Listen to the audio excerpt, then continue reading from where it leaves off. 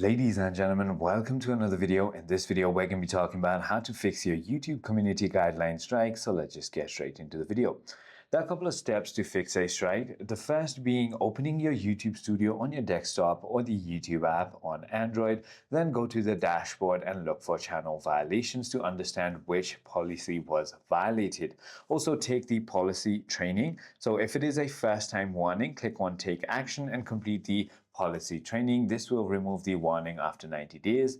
But if you believe your content did not violate the policy, click on the video with the restriction, choose appeal and submit your reasoning. That should go ahead and fix your problem. But as I mentioned, a strike is caused because of a community guideline violation, and all you can do is just wait 90 days for it to expire.